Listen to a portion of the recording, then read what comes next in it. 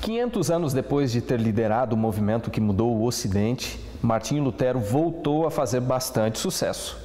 Seu retrato está em destaque nas revistas, na capa de novos livros, em cartazes que anunciam debates e seminários sobre ele e em outros objetos. O ícone da reforma protestante acabou virando marca lucrativa até mesmo no mercado do entretenimento. Na Alemanha, por exemplo, um boneco do personagem bateu recorde de vendas. Mas apesar de toda a euforia influenciada pela data histórica, tanto no meio religioso quanto fora dele, as ideias defendidas pelo reformador parecem ter perdido força. Uma pesquisa divulgada nos Estados Unidos no início de agosto mostrou, por exemplo, que 57% dos evangélicos norte-americanos consideram o catolicismo e o protestantismo mais similares do que diferentes. Na Alemanha de Lutero, 78% dos protestantes pensam da mesma forma. Olá a todos, a gente volta ao Revista Novo Tempo para dar um panorama da edição de outubro, uma edição temática sobre a Reforma Protestante. O assunto foi abordado de diversas perspectivas, né? Exploramos o contexto, as ideias, também o legado desse movimento histórico. Temos dois convidados para dar para a gente esse vislumbre do que a edição tratou. O pastor Glauber Araújo, né, que é editor de livros aqui na Casa Publicadora, e o pastor Wendel Lima, que é editor associado da revista. Vou começar com o pastor Wendel. Apesar dessas tentativas, né, de aproximação entre católicos e protestantes, há diferenças significativas ainda sobre crenças relacionadas a alguns temas? Sem dúvida. Um dos artigos que nós trazemos aponta pelo menos 7 diferenças básicas entre catolicismo e protestantismo. A gente poderia enumerar algumas, né? Talvez uma questão central, a questão da salvação. Então, no catolicismo, há a ideia de que é preciso fazer penitência, fazer boas obras para essa pessoa se tornar justa e então ela poder ser aceita por Deus e ser salva. Na visão protestante, Deus, apesar de nossa condição pecaminosa, e exatamente por causa dela, Ele nos torna justos, nos declarando e também comunicando o poder para que a gente possa ter a nossa vida transformada. Outro ponto muito importante é a questão da supremacia da Bíblia, né? Ou a exclusividade da Bíblia como fonte de regra, de fé e de prática. No catolicismo você tem a tradição, as encíclicas, né?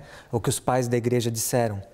Você tem um elemento também da veneração aos santos, o papel importante da Virgem Maria.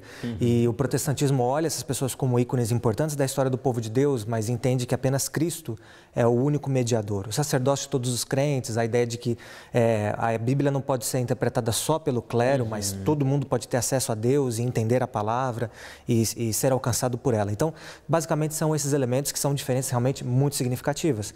Para que possa haver uma aproximação, uma das partes tem que abrir mão de onde tira a sua fonte de autoridade, né? Ou o catolicismo da tradição ou o protestantismo das escrituras. Agora, Glauber, o que levou, o que motivou esse racha histórico teológico, né?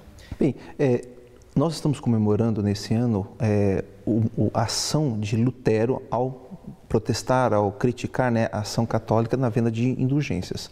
A gente sabe que Lutero não foi o único que iniciou um protesto.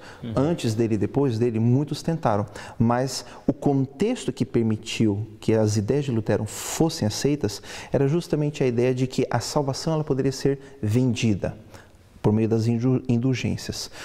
Lutero criticou isso, ele ao pregar, né, as 95 teses na porta da igreja de Wittenberg, ele estava iniciando um protesto, iniciando um diálogo, uma crítica, e esse protesto foi aceito pela população, foi divulgado por toda a Europa e muitos compraram a ideia de Lutero. Agora, Glauber, neste mês a CPB vai lançar um livro apresentando a visão adventista sobre a reforma protestante. Aliás, você está organizando esse livro que é composto por vários artigos, né? Enfim. Qual é, poderíamos dizer, a herança que o adventismo, que surge alguns séculos mais tarde, né? Que herança ele trouxe da reforma protestante? A Igreja Adventista é uma igreja protestante e como o protestantismo é um movimento gigantesco, com muitas ideias, muitas teologias diferentes, obviamente nós herdamos várias coisas. Eu gostaria de destacar pelo menos duas. Primeiro, a primazia da Bíblia na busca pela verdade. o princípio sola scriptura. Como adventistas, nós acreditamos que a Bíblia ela é central na busca da verdade e que ela, e unicamente ela, é capaz de se interpretar. Não é necessário o magistério da igreja, não é necessário uma autoridade, um papa, uma pessoa. A Bíblia ela é capaz de se auto-interpretar. E o segundo princípio que eu gostaria de destacar é a busca pela restauração da verdade. A ideia de que a verdade ela foi perdida ao longo do tempo e que ela precisa ser restaurada. Com esse ímpeto, você tem doutrinas, você tem ideias que são resgatadas e são unidas num todo coeso. Agora, estamos falando de um movimento que começou há 500 anos atrás. A reforma continua, ou pelo menos deveria, continuar? Eu creio que sim, ainda mais quando nós falamos de movimento adventista, que se entende como movimento de restauração da verdade e que entende também que os protestantes deram uma grande contribuição, mas de certa maneira pararam no meio do caminho. Nós temos que continuar reformando, voltando para as Escrituras e entendendo que nós, como adventistas, não temos um credo, uma declaração de crença que é fixa, que é imutável. Nós estamos num amadurecimento espiritual, teológico, conforme Deus vai se revelando e vamos entendendo sua revelação.